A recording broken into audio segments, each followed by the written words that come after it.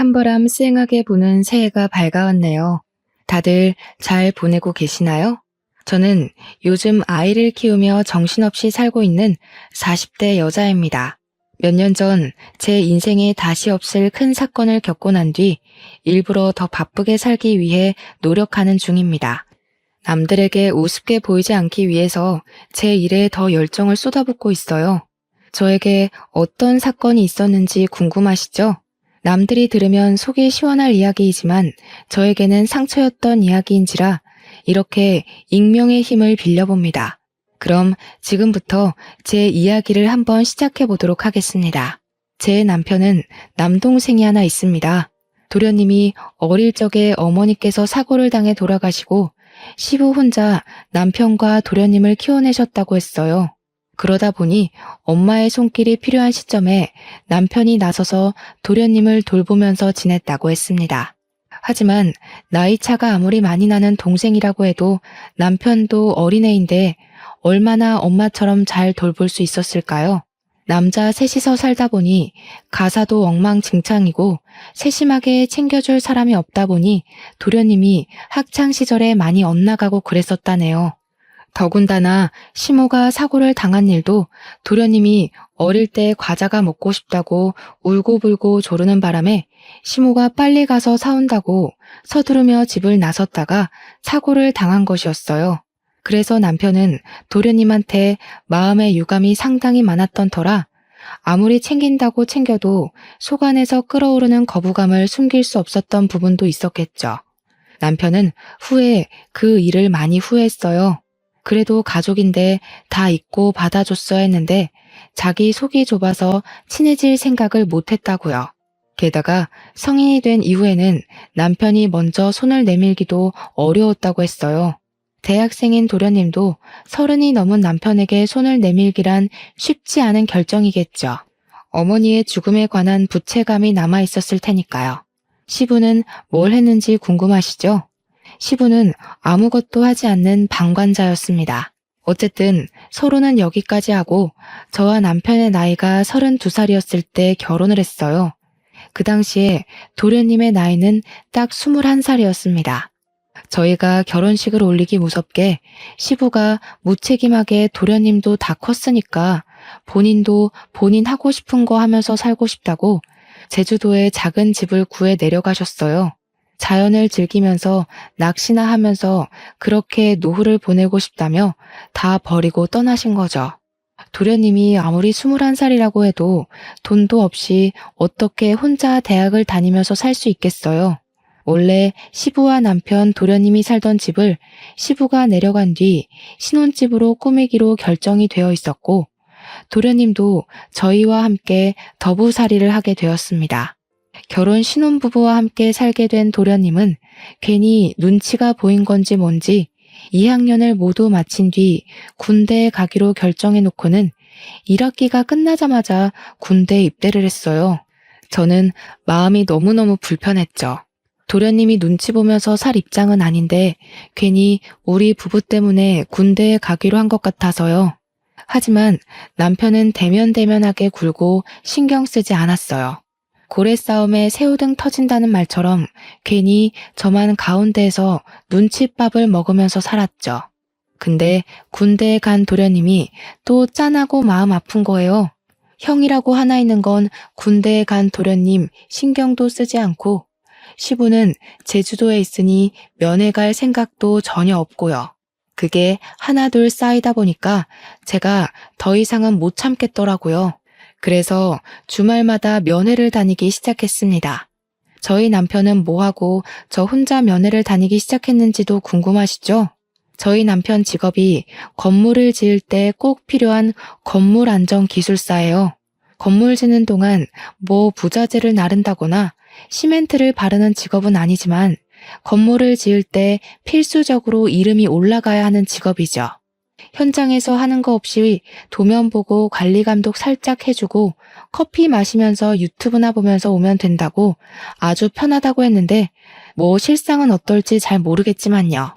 근데 이게 기술사라는 직함이 붙다 보니 연봉은 또 어마어마하게 좋은 직업이에요. 물론 시험이 그만큼 어렵고 경력도 꽉꽉 채워야만 해서 시험을 보는 사람은 많아도 합격이 어렵기도 하고요.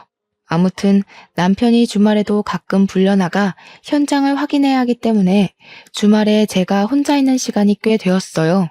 그때 결심을 한 거죠. 도련님 면회라도 가서 내가 이 집안에 녹아들어야겠다 하는 생각을요. 도련님 부대가 경기도 이천 쪽이라 집에서 멀지도 않았고 요즘은 버스 타면 한 번에 가는 동네기도 하니까 일석이조다 싶었어요.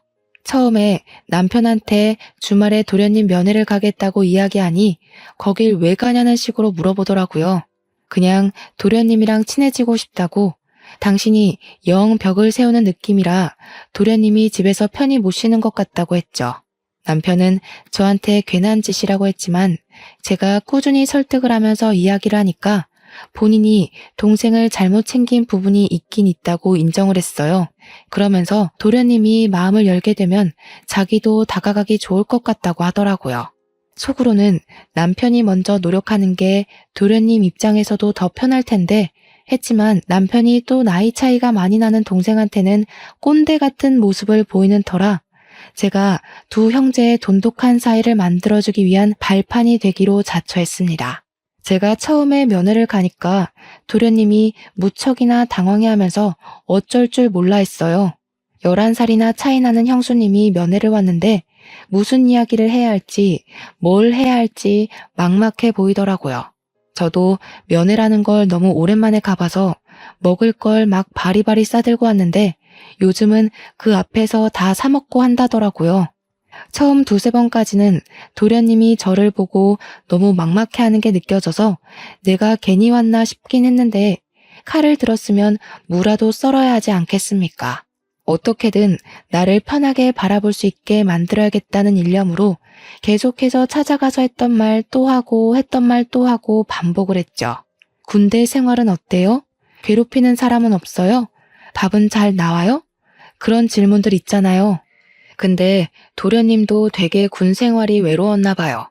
제가 자주 찾아가고 은근 말동무가 되어주니까 슬슬 자기 이야기도 하나씩 하고 군대에서 있었던 재밌는 일, 억울한 일 다 털어놓기 시작했어요.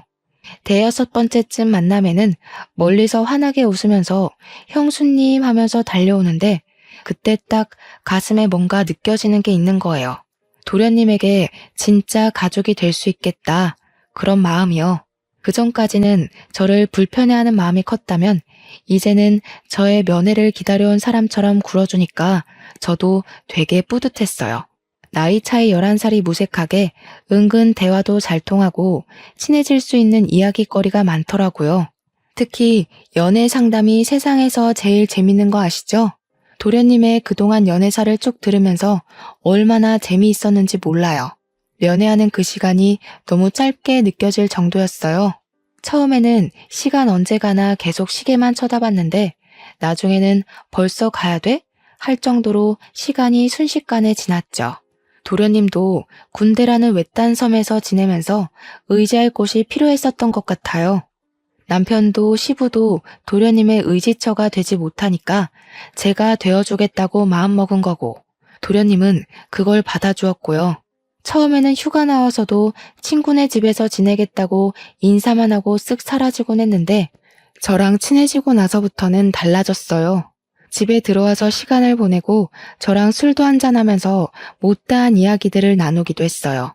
남편은 그런 도련님의 변화에 매우 놀라워하면서 은근슬쩍 같이 엉덩이 붙이고 앉아서 이야기를 나누기도 했습니다.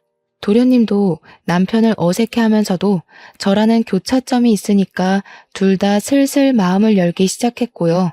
제대를 앞두고 휴가를 자주 나오기 시작한 시점부터는 정말 다른 형제들과 다름없이 둘이 장난치고 노는데 너무 벅차올랐어요. 결혼 처음 할 때 그 어색했던 공기가 무색할 만큼 웃음이 끊이질 않는 집안이 되었거든요. 하루는 도련님이 조금 과하게 술을 드시는 것 같더니 서로 울면서 지난 이야기를 하는데 제가 얼마나 짠했는지 몰라요. 속내를 다 털어놓고 나니 홀가분해 보이긴 했는데 그 이야기들은 절대 가볍지 않은 이야기였어요. 남편은 시모가 그렇게 허망하게 세상을 뜬 것이 동생 탓이 아닌 걸 알고는 있었지만 원망했었다고 이야기를 했고요. 도련님도 꼭 자기 탓인 것만 같아서 매번 마음의 짐이었는데 형까지 자기를 대면대면하게 굴고 싫어하는 티를 내니 그게 너무 힘들었다고 했습니다. 서로 마음속 깊이 자리 잡은 앙금을 털어내는데 제가 다 눈물이 나더라고요. 남편과 도련님도 울면서 서로 이야기를 하는데 결국 다 같이 울면서 새로운 화합을 다지게 되었습니다.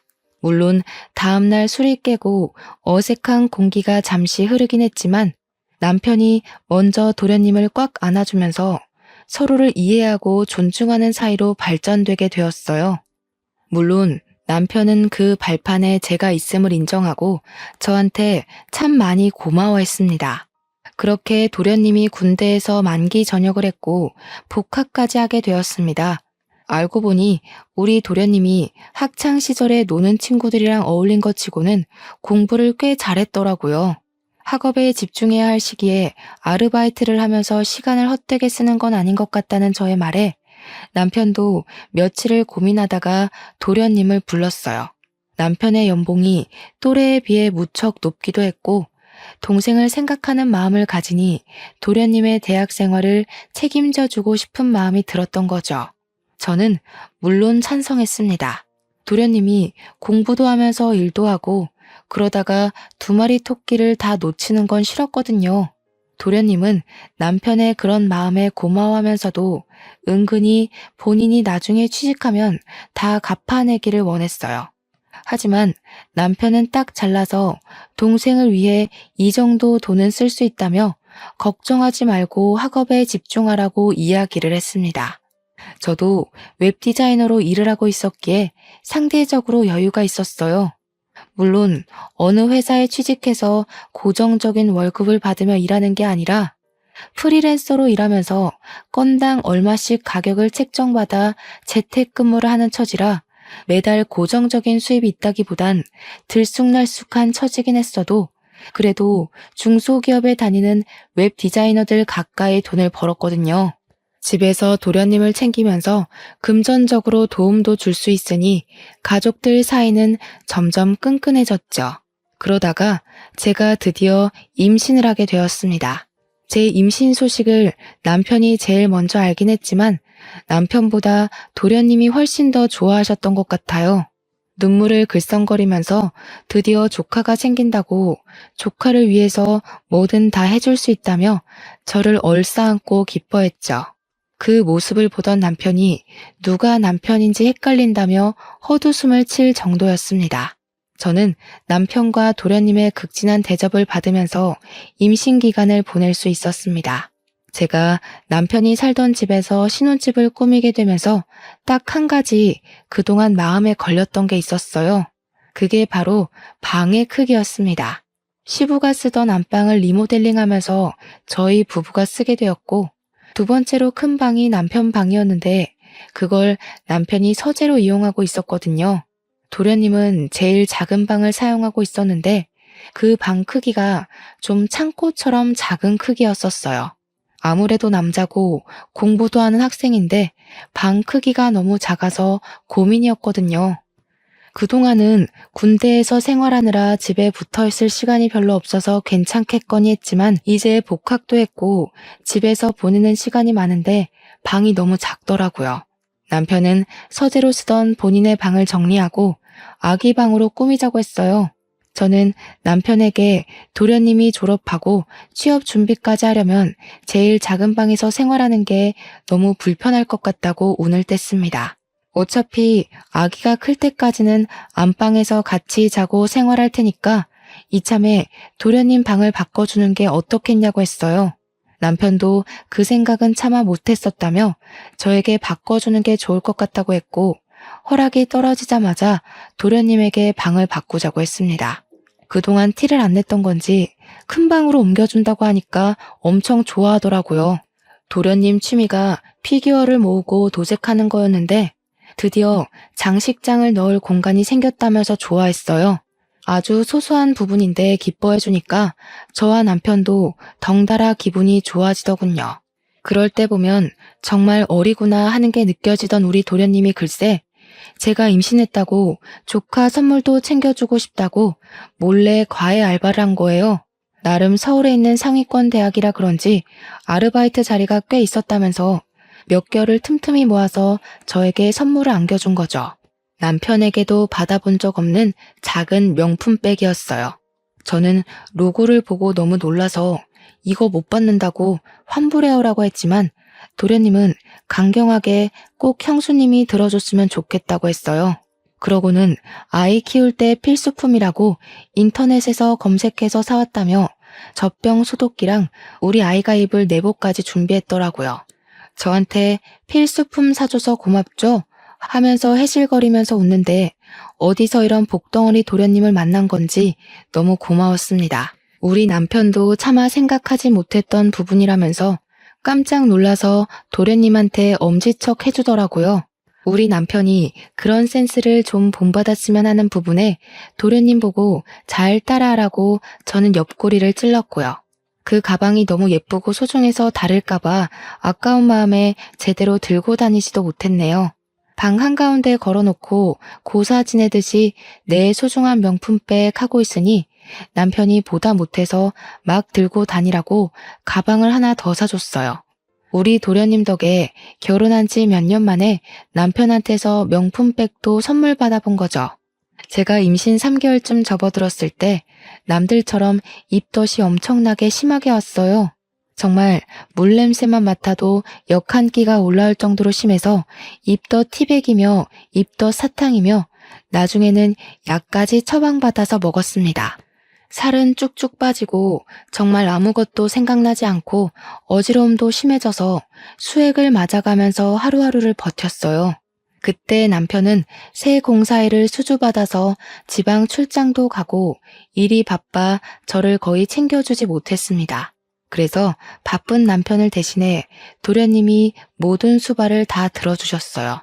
입덧이 살짝 가라앉아 먹고 싶은 게 생기면 도련님이 얼른 나가서 사다 주고 구하지 못할 음식들은 정말 인터넷으로 백방으로 알아봐서 어떻게든 구해다 주었어요. 날이 쌀쌀한데 수박이 너무 당겨서 수박바라도 사 먹어야 하나 했는데 수박 주스를 어디서 구해와서 저한테 주더라고요. 진짜 남편에게서 느낄 수 없는 감동적인 모습이었다고나 할까요? 출산하고 나서도 도련님의 조카 사랑은 대단했습니다. 바쁜 남편을 대신해서 병원에 예방접종을 할 때도 도련님이 따라가 주었고 아기 분유나 기저귀가 다 떨어져서 발을 동동 구를 때도 도련님이 사다 주었어요. 아기를 키우느라 잠도 제대로 못 자는 저를 배려해서 삼시세끼 밥도 다 차려주고요. 마트에서 장까지 다 봐오더라고요. 같이 외출을 할 때면 사람들이 저한테 젊은 신랑 둬서 부럽다고 놀리기까지 했으니 말 다 했죠. 저도 정말 도련님이 없었으면 2시간마다 깨서 밥을 달라고 보채는 아기를 어떻게 키웠을까 싶습니다. 살림살이도 전부 도련님이 책임져준 덕분에 아기 젖병 한번 제가 소독해 본 적이 없었어요. 다행히 도련님의 기말고사가 끝나고 종강을 한 시점이라 24시간 붙어서 조카를 같이 봐주는데 너무 고마웠습니다. 그 나이대 남자가 육아에 대해 뭘 알겠어요. 혹여라도 조카한테 피해가 가면 안 된다고 제 육아 서적까지 빌려다가 보면서 공부를 하는데 진짜 도련님이 누구랑 결혼할지 너무 부러웠습니다. 도련님의 방학이 끝나고 나서는 시부가 간간히 올라와 아이를 봐주고 친정에서도 많이 도와주었어요. 100일이 지나고 나니까 아기가 잠도 더 오래 자고 보채는 것도 많이 줄어서 육아에 점점 능숙해졌죠. 그렇게 우리 도련님이 대학 공부를 마치고 졸업하는 시기가 왔습니다. 졸업식 날은 함께 보내야 되지 않겠냐며 시부가 서울에 올라오셨는데 얼굴이 많이 상하셨더라고요. 제주도 가서 자연과 함께 자유로운 생활을 즐긴다고 하셔놓고 왜 이렇게 얼굴이 상하셨냐고 물었더니 그저 씁쓸하게 웃으셨습니다. 저는 오랜만에 본 시부를 대접하고자 산의 진미 제주도에서 많이 드셨겠지만 서울산도 드셔보라며 진수성찬을 준비했어요. 도련님이고 남편이고 아이 키우느라 바쁜데 별걸 다 한다고 은근 타박하는 말을 하면서도 차려진 음식을 정신없이 먹더라고요. 근데 정작 우리 시부가 음식을 제대로 드시지 못하시는 겁니다. 그래서 왜 이렇게 못 드시냐고 속상하다고 했죠. 그제야 시부가 할 말이 있다면서 사실 몸이 좀 안 좋다고 이야기를 하시는데 너무나도 충격적이었어요. 남편도 도련님도 입을 떡 벌린 채 시부가 하는 이야기만 듣고 있었습니다. 살아갈 날이 얼마 안 남은 것 같다면서 그래도 손주는 보고 갈 수 있으니 얼마나 다행이냐고 웃으시는데 눈물이 왈칵 쏟아질 것 같았어요. 제 손을 꼭 잡으시면서 며느리 덕분에 아들들이 사이좋게 지내는 모습 마지막으로 눈에 담고 갈 수 있다며 그동안 마누라 잃은 슬픔에 아들들도 제대로 챙기지 못했다고 저한테 고생했다고 하시는데 눈물바다가 되더라고요. 너무 행복하게 살고 있었는데 갑자기 병으로 아프시다고 하니 가족들이 무슨 이야기를 할 수 있겠습니까? 서울에 올라오신 이유도 물론 도련님의 졸업식을 보기 위해서였지만 요양병원에 들어가시려고 오신 거였습니다. 시부는 위암 말기라고 했어요. 위암은 생존율이 높은 병이지만 이미 손 쓸 수 없는 시기에 접어들었다며 암 환자들이 모여있는 요양병원에 대기를 해두셨대요. 자리가 났다는 말에 제주도 생활을 빠르게 정리하고 올라오신 거더라고요. 시부는 일주일 뒤 요양병원에 입원을 하셨고 서울 근교에 교통편도 잘 되어 있는 곳이라 저는 간간히 시부의 간병을 하러 요양병원으로 향했습니다. 애 키우는 것도 벅찼지만 시부에게 아이를 더 많이 보여드리고 화목한 가정을 보여드리고 싶었어요. 남편도 도련님도 저에게 늘 고마워하는 마음을 지니고 있었습니다. 아기 업고 다니면서 시부 병간호를 하고 하지만 제 마음과 달리 시부는 오래 견디지 못하셨고 6개월을 넘기지 못하시고 돌아가셨습니다. 우리 아기 나이가 고작 3살밖에 되지 않았을 때였어요. 시부 재산이 많진 않았지만 은근히 알짜배기셨더라고요. 남편하고 도련님이 뚝 잘라서 반씩 나눠가지고 제주도에 작은 땅이 하나 있다고 해서 그 땅을 정리할 겸 다 같이 제주도 여행을 떠났습니다. 그런데 그 땅에 빽빽하게 나무가 심어져 있더라고요. 이 나무를 어떻게 처리하지 하고 있었는데 알고 보니 그 나무가 조경에 많이 쓰이는 나무고 부르는 게 값인 나무였어요. 땅값보다 몇 배나 더 비싼 나무였던 거죠. 빽빽하게 심어진 나무를 팔고 나니까 억 단위 돈이 생기더라고요. 그 돈이 통장에 찍힌 걸 보고 남편이랑 도련님이랑 저랑 셋이 얼마나 얼떨떨했는지 몰라요. 도련님은 2년이 조금 안 되는 시간 동안 취업 준비를 해서 대기업에 당당하게 입사를 했어요. 원래도 공부를 잘하고 또 나름 좋은 대학을 나왔으니까 대기업에 입사하는 게 당연하다고 생각은 했지만 도련님의 노력 없이는 힘든 일이었죠. 그런데 제가 모르던 사실이 있었던 거죠. 도련님이 직장 내에서 나름 인기도 좋고 서글서글하니 굳은 일도 잘하는 타입이었는데 그걸 시기 질투하던 무리가 있었던 겁니다. 하필 그 무리가 프로젝트에서 좋은 성과를 따냈고 도련님을 슬슬 무시하기 시작하면서 직장 내 괴롭힘이 시작된 거예요. 도련님이 어느 날부터 살도 너무 빠지고 원형 탈모가 생길 정도로 괴로워하더라고요. 남편은 그런 도련님에게 어딜 가든 너를 좋아하는 사람만 존재할 수 없다고 버텨내라고 했지만 저는 그런 도련님을 차마 지켜만 보기 너무 힘들었어요. 도련님에게 버티는 게 능사는 아니다. 버티면서까지 대기업이 꼭 좋은 모습만 있는 건 아니지 않냐고 은근슬쩍 자격증 이야기를 꺼냈습니다. 남편처럼 기사 자격증을 따서 일을 하다가 기술사 자격증까지 노려보는 건 어떻겠냐고요. 기술사를 따려면 아무래도 기사 경력이 인정되어야 하기 때문에 시간이 걸릴 순 있지만 결과적으로는 괜찮은 직업 아니냐고 했죠. 아직 도련님 나이가 젊기도 했고 충분히 가능할 거라고 생각했어요. 도련님은 정말 제 말에 용기를 얻은 건지 힘들게 입사한 대기업에 사표를 내고 공부에 몰두하기 시작했습니다. 첫 시험에서 기사 자격증을 따냈고 일을 시작했는데 같은 길을 걷겠다는 동생이 내심 뿌듯했는지 남편이 여러 방면으로 잘 이끌어 주었어요. 남편이 수주받은 건물 현장에 일손이 부족했는지 도련님에게 이야기를 하더라고요. 현장 사람들에게도 추천을 해서 도련님은 남편과 같이 일을 하게 되었습니다. 조건도 괜찮고 월급도 괜찮고 남편이 관리직으로 있는 회사나 다름없어서 그런지 도련님에게 다들 친절하게 군다고 했어요. 도련님도 남편이랑 같이 일을 하기 시작한 뒤로 출퇴근도 같이 하고 점심도 같이 먹고 꽤 즐거워 보였거든요. 그런데 한두 달 지나고 나서부터는 도련님이 또 점점 말수가 줄어들고 저한테도 대면대면하게 구는 겁니다. 늘 살갑게 저에게 말을 걸어주던 도련님이 갑자기 찬바람 쌩하니 부니까 저도 좀 이상했어요. 혹시 직장 내 괴롭힘이 옮긴 회사에서도 있는 건가 싶기도 했고 남편이 관리직이니까 저한테 말을 못해서 저러나 자꾸 눈치를 보게 되더라고요. 저를 피한다는 느낌이 딱 들었는데 곰곰이 생각해보니까 또 이상한 거예요. 직장 내 괴롭힘이 이유라면 굳이 저를 피할 이유가 있을까요? 그렇게 살얼음판 같은 몇 주가 지나고 도련님이 대뜸 분가를 하겠다고 선언을 했어요. 제가 왜 그러냐, 지금도 잘 살고 있지 않냐, 우리 딸이 서운해할 거고 나도 서운할 것 같다고 달랬어요. 근데 도련님이 딱 잘라서 자기도 벌써 30살인데 자리도 잡았고 혼자 살고 싶다고 하는 겁니다. 우리 딸이 몇 년 더 지나서 초등학생이 되면 다 큰 삼촌이랑 같이 사는 것도 불편할 것 같다고 하고 딸은 아직 어리니까 삼촌이랑 못 노는 거냐고 울고불고 하는데 도련님 입장을 생각해보면 우리 딸이랑 놀아주느라 주말에도 못 쉬고 하니까 도련님 생각을 하면 자취하는 게 낫겠다 싶더라고요. 집 근처에서 자취할 거죠?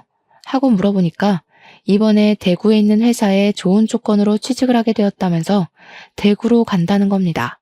거기 가면 아는 사람도 없고 기술사 공부나 차근차근 해서 시험 준비도 하고 싶다고. 대구가 너무 멀다 싶었지만 KTX 타면 또 2시간 거리니까 알겠다고 할 수밖에 없었어요. 도련님은 서둘러서 자취 준비를 했고 저는 은근히 미심쩍었지만 보내줘야 했죠. 제가 엄마도 아니니까요. 그런데 도련님이 자취를 시작한 이후 저랑 연락이 잘 안 닿더라고요. 맨날 잤어요. 바빴어요. 공부했어요. 이러는데 막말로 제가 뭐라고 도련님한테 닥달을 할 수 있겠습니까? 그렇게 또 어영부영 몇 년이 흘렀습니다. 남편은 여전히 일이 바빠 시간 내기가 어렵고 도련님의 연락은 정말 가뭄에 콩나듯 생존 신고만 하는 정도로 왔어요. 어느 날 갑자기 남편이 대구에 출장을 가게 되었다면서 가는 김에 도련님 보고 주말에 올라오겠다고 하더군요. 그래서 저도 주말에 같이 대구에 갈까? 하니까 일 때문에 가는 거라고 딱 잘라서 오지 말라고 했어요. 서운했지만 나중에 따로 가겠다고 했죠. 주말이 되어서 오랜만에 도련님한테 전화를 했어요. 도련님이 반갑게 받아주길래 형 잘 만났어요? 맛있는 거 먹었어요? 하니까 네? 하고 대답을 하는데 느낌이 딱 쎄한 거예요. 우리 남편이 대구에 간 사실조차 모르는 그런 느낌이 났다고 할까요?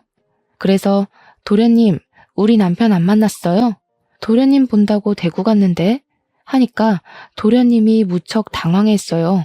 아, 이러면서 대답을 못하는데 뒤통수 팍 맞은 느낌이 나더라고요. 도련님 뭐 알고 있는 거 있냐? 나한테 다 말해달라 하니까 자긴 아무것도 모른대요. 그냥 형이 대구 오는 것도 잘 몰랐다고 일이 바빴어야 하는데 누가 봐도 도련님이 변명하는 느낌이 들었습니다. 그래서 저는 남편이 바람이 났구나 하는 걸 직감적으로 느꼈어요. 그때부터 재택근무하고 있던 웹디자인 일도 눈에 들어오지 않고 아이가 밟히지도 않더라고요. 그래서 일단 남편이 집으로 돌아오고 뻗어서 자는 동안 남편의 휴대폰을 뒤지기 시작했습니다. 그런데 너무 깔끔하게 다 삭제가 되어 있더라고요. 문자며 카톡이며 SNS며 있는 게 하나도 없더라고요. 제일 수상한 게 뭔지 아세요? 카드사 결제 문자까지도 하나하나 다 지웠다는 겁니다. 그래서 저는 남편이 집에서 사용하는 컴퓨터에 공인인증서가 깔려 있다는 걸 기억해냈어요. 남편이 쓰는 아이디랑 비밀번호가 모두 통일되어 있었거든요. 그래서 카드사 홈페이지에 접속을 해서 명세서를 확인하기 시작했습니다. 정말 무슨 정신으로 그걸 일일이 프린트했는지 모르겠네요. 대구에 출장 간다고 한 날도 경기도에 있는 호텔에서 카드를 사용한 흔적이 발견되었고요. 모텔, 호텔, 영화관 이런 내역들이 막 있더라고요. 손이 부들부들 떨리고 목구멍에서 불이 나올 것 같았습니다. 저는 바로 도련님에게 전화를 걸어서 솔직하게 모조리 다 털어놓으라고 했어요. 나 다 알게 되었다고, 남편이 호텔 가고 바람 피우는 거 다 찾아냈다고 하니까 도련님이 한숨을 푹 쉬더라고요. 그제야 모든 걸 다 털어놓는데 남편이 정말 개자식이었습니다. 도련님이 남편이 소개해준 업체에서 일할 때 거기에 있던 경리랑 이상한 낌새가 있다는 걸 눈치를 챘대요. 혹시나 하고 남편을 떠보니까 둘이 바람난 게 맞았고 화도 내고 싸우기도 했다고 했습니다. 그랬더니 남편이 정리할 거라고 했다며 대신 자기가 동생에게 바람 피운 걸 들킨 게 수치스럽다고 집에서 나가라고 했답니다. 얼굴 볼 때마다 그 경리가 생각날 것 같다고. 그러면 형수한테도 죄지는 기분 아니겠냐? 가정에 충실할 수 있게 나가 살아달라고 했대요. 저한테 말은 못하고 티도 못 내고 전전긍긍하다가 결국 저를 피하게 됐고 집도 나가 살게 되었다고 했습니다. 아직 정리 못한 것 같다고 혹시 그 격리 사진 있냐고 하니 도련님이 이직할 때 쫑파티하면서 찍은 사진이 있다고 보내줬어요. 아주 어린 여자더라고요. 참나. 그러면서 도련님이 형이랑 이혼하실 거예요? 하고 물어보는데 바람났는데 어떻게 같이 살 수 있겠냐고 했어요. 그러니 차라리 잘 됐대요. 이혼하겠다고 형수가 마음먹었으니 자기도 마음 한결 가벼워졌다면서 바람 잡으러 같이 가자고 하더라고요. 그래서 저는 그때부터 작전을 짰어요. 은근슬쩍 남편한테 주말에 또 출장 가? 하면서 이번 주에는 내가 도련님한테 다녀올까 해 하고 집을 비울 거라고 언지를 줬죠. 그러니 남편이 신나서 저한테 대구 구경도 하고 포항도 가까우니까 바다 구경도 하고 오라고 이야기를 하더군요. 아기도 데려가서 오랜만에 삼촌이랑 만나게 해주라고 막 등 떠밀길래 알겠다고 했어요. 저한테 며칠 다녀올래? 하는데 너무 속 보이잖아요. 그냥 알겠다고만 하고 주말이 다가와 배웅하는 남편에게 웃어주고는 친정에 애를 맡겼습니다. 서울역으로 가서 도련님을 만났는데 도련님이 차를 렌트해 왔더라고요.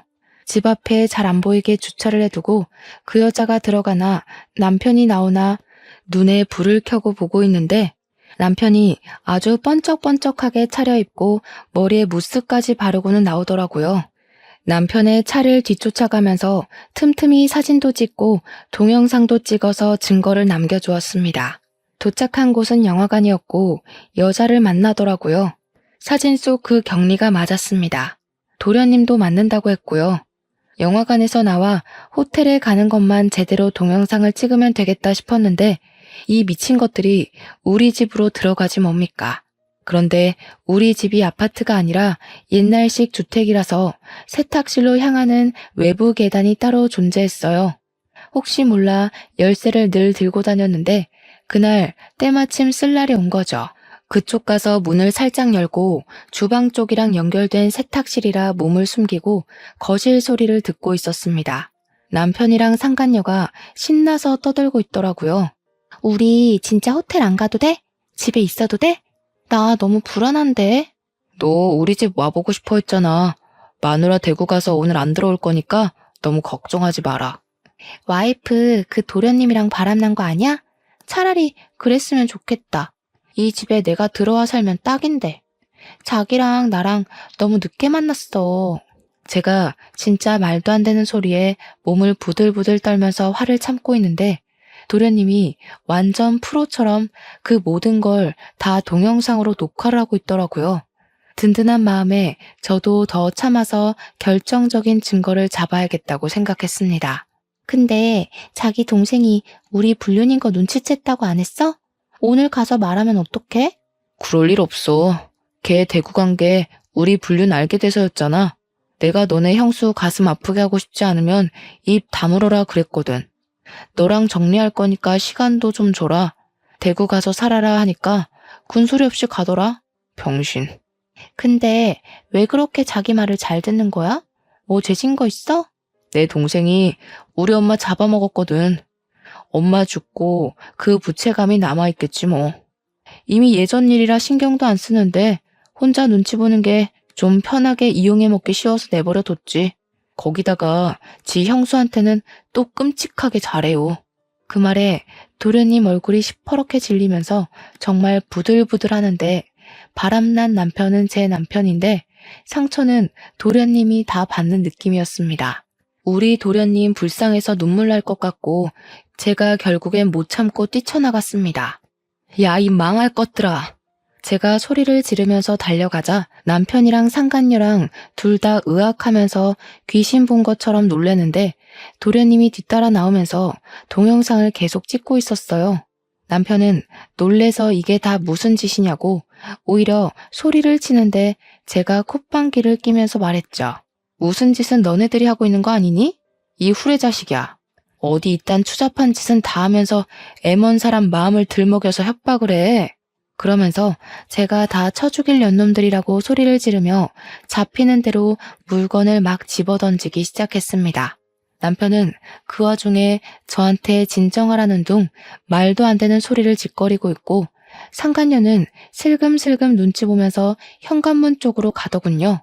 시부가 남겨준 집에서 가족 사진이 저기 떡하니 걸려있는데도 바람이 피고 싶은 건지 아니면 바람을 피우고 있기 때문에 눈에 보이는 게 없는 건지 정말 저는 남편에게 이 집에서 전현이랑 뭘 하려고 했냐고 막 추궁했어요.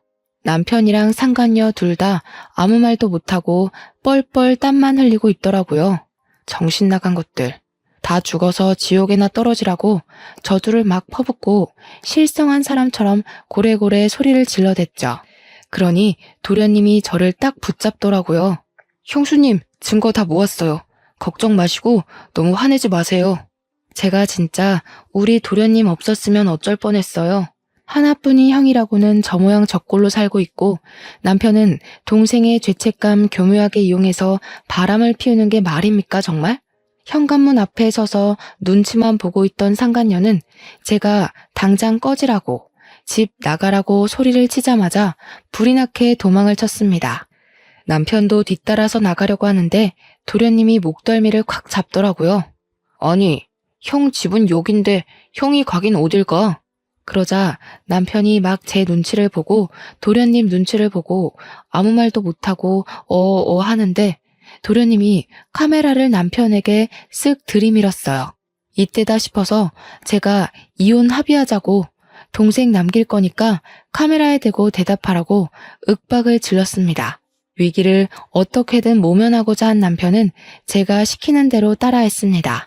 양육비는 매달 200만 원씩 주겠습니다. 이 집 팔아서 반반 나누겠습니다. 팔지 않을 시 시세의 반을 주겠습니다. 상간녀랑 정리하기 전까지는 이혼을 해도 면접 교섭권 자격이 없다는 걸 인지하겠습니다. 남편에겐 매우 불리한 내용이긴 하지만 사회적 지위라는 게 있는 남편은 제 말을 곧이곧대로 따라해 주었죠. 저는 다음날 도련님과 함께 이혼 전문 변호사를 찾아갔습니다. 도련님이 똑부러지게 동영상의 남편의 육성으로 이름, 나이, 주소, 주민번호 이런 것들을 다 말하게 시킨 덕분에 법적 효력을 인정받았습니다.